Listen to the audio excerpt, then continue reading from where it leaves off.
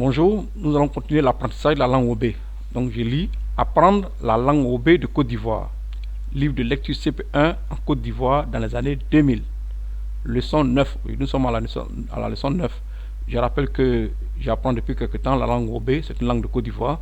J'ai déjà fait une vidéo sur le nom des nombres, une vidéo sur la salutation, une vidéo sur la monnaie, ainsi de suite. Et depuis un certain temps, j'ai décidé de traduire le livre CP1 des années 2000 en OB. Donc aujourd'hui, nous sommes à la leçon 9. Conformément à ce que je viens de dire. Donc je reprends. Apprendre la langue OB de Côte d'Ivoire. Livre de lecture CP1 en Côte d'Ivoire dans les années 2000. Leçon 9. J'observe le dessin pour lire la phrase clé. Donc c'est à partir d'un dessin qu'on dit donc la phrase clé qui est à l'étude. Ce qu'on appelle phrase clé, c'est la phrase qui est à l'étude. Donc je la lis. Apalo donne des patates à Pokou. Apalo donne des patates à Pokou. Donc cette phrase qui est à l'étude, on va la traduire en OB. En langue OB, donc je lis ce qui est écrit.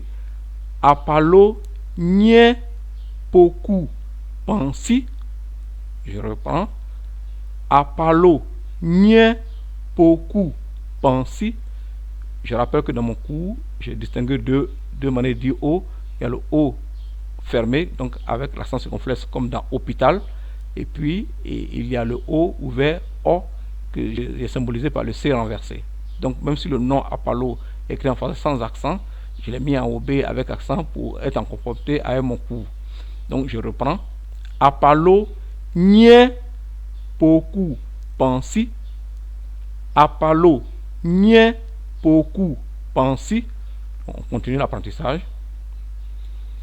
Traduisons mot à mot la phrase Apalo donne des patates à Pokou. Cette phrase-là, on va donc la traduire mot à mot. Vous allez voir que la traduction mot à mot dérange forcément la phrase. En français, Apalo, en OB, ça reste Apalo. Donne à, en OB, on dit nye. Je reprends nye. Des patates, c'est pensi.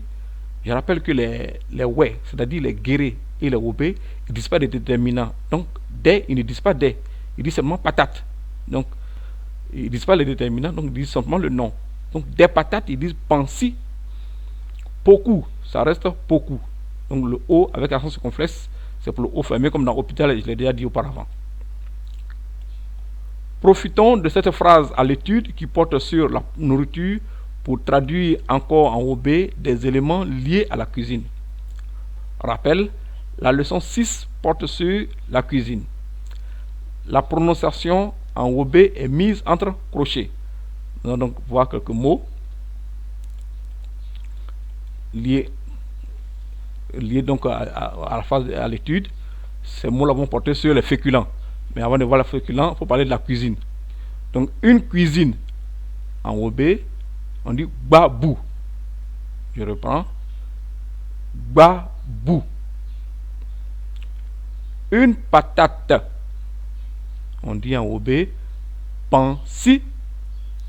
Je reprends. Pensi. On continue l'apprentissage.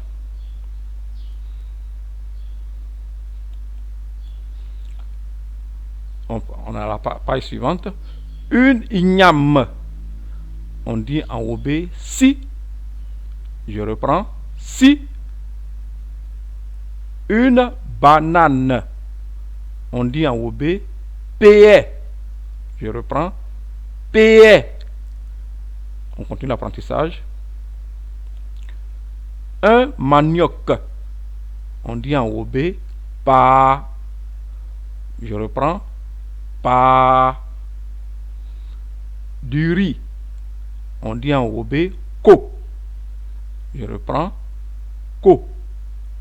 Je rappelle que le O avec accent circonflexe, c'est un O fermé comme dans hôpital.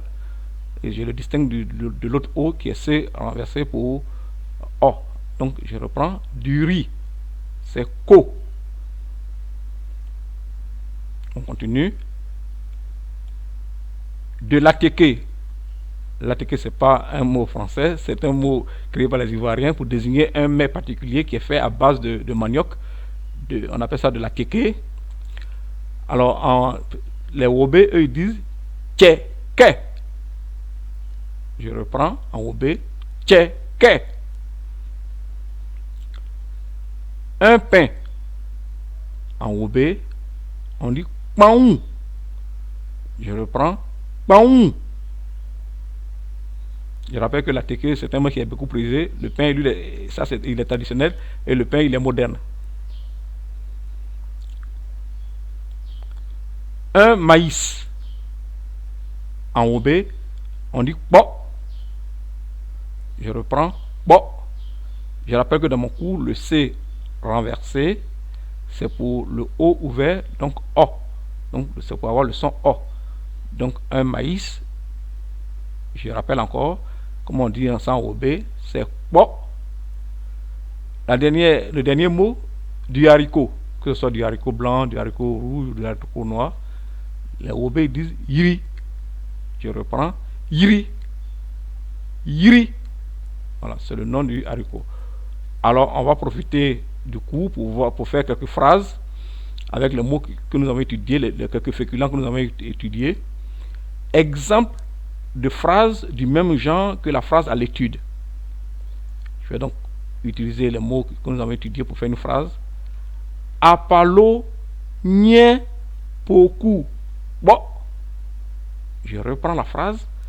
Apalo nye poku bo.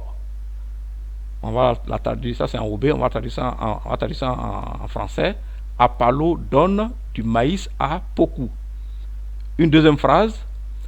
Apalo nye poku bon.